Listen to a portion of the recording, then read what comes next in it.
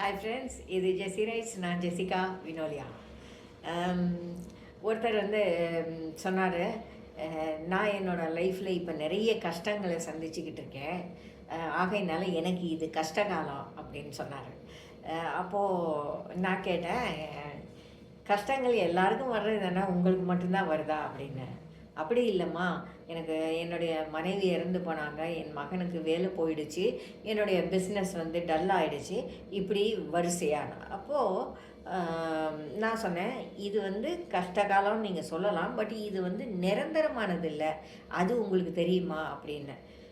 இல்லை, இது மாதிரி கஷ்டங்களில் இருந்தாலும் அவ்வளோ ஈஸியாக நம்மளால் வெளியே வர முடியாது. எனக்கு இப்போ துவங்கி இருக்கிறது கஷ்டகாலம், இனிமேல் அதுதான் இருக்கும்னு நினைக்கிறேன் அப்படின்னு அவர் சொன்னார். எல்லா காலத்துக்கும் ஒரு முடிவு உண்டு. இது இலையுதிர்காலம்னு ஒன்று வந்தால் அடுத்தாப்பில் என்ன வரும் இல்லையா? 4 சீசன் உள்ள நம்மளோட வருஷத்தில் எல்லா சீசனும் தொடர்ந்து வந்துக்கிட்டே தான் இருக்கும். அது எல்லாரோட வாழ்க்கைக்கும் பொருந்தும். கஷ்டகாலம் யாருக்குமே அப்படியே நிரந்தரமாக இருந்து போகிறதும் இல்லை, செழிப்பான காலம் யாருக்குமே அப்படியே நிரந்தரமாக இருந்து போகிறதும் இல்லை. காலங்கள் ஓடிக்கிட்டே தான் இருக்கும். அதில் சந்தோஷமும் துக்கமும் கஷ்டமும் நன்மையும் மாற்றி மாற்றி வந்துக்கிட்டே தான் இருக்கும். நாம் அது வழியாக தான் லைஃப்பை பயணப்பட்டு போய்கிட்டே இருக்கிறோம். பின்ன நமக்கெல்லாம் இருக்க வேண்டிய ஒரு முக்கியமான நம்பிக்கை, நல்ல காலம் கெட்ட காலம் எல்லாம் கிடையாது, எல்லாமே கடவுளின் காலம். ஆண்டவர் நம்ம கூட இருக்கிற வரைக்கும் நாம் இதை பற்றிலாம் கவலைப்பட வேண்டிய அவசியம் கிடையாது. காலம் எதுவாக இருந்தால் என்ன, நமக்கு நன்மைகள் வருதா இல்லை தீமைகள் வருதா, அது எல்லாத்தையுமே நம்ம கூட இருந்து பார்க்குறவர் கடவுள் இல்லையா?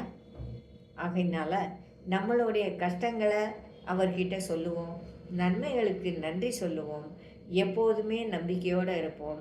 நாம் எந்த காலத்தை ஃபேஸ் பண்ணினாலும் நம்ம கூட ஆண்டவர் இருக்கிறார். ஆண்டவர் நமக்காக எல்லாவற்றையும் எதிர்கொள்ளுவார்.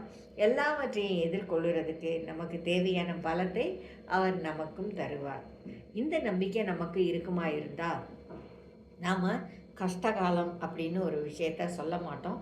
நமக்கு தெரியும், இதுவும் கடந்து போயிடும்.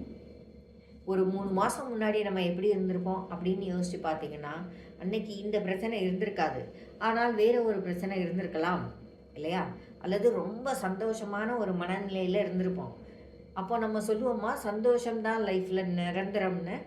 எதுவுமே நிரந்தரம் இல்லை கடவுளை தவிர. இந்த உலகத்தில் நாம் பார்க்குற, நாம் அனுபவிக்கிற, நாம் எதிர்கொள்ளுகிற எந்த விஷயமும் நிரந்தரமானதே கிடையாது. நாம், நம்ம பிள்ளைங்க, நம்ம வயசு, நம்மளுடைய படிப்பு, பணம் எதுவுமே நிரந்தரம் கிடையாது.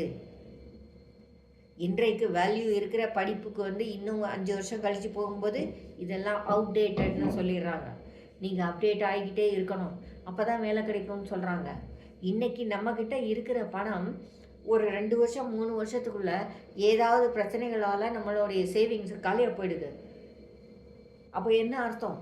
லைஃப்பில் எதுவுமே நிரந்தரம் இல்லை கடவுளை தவிர.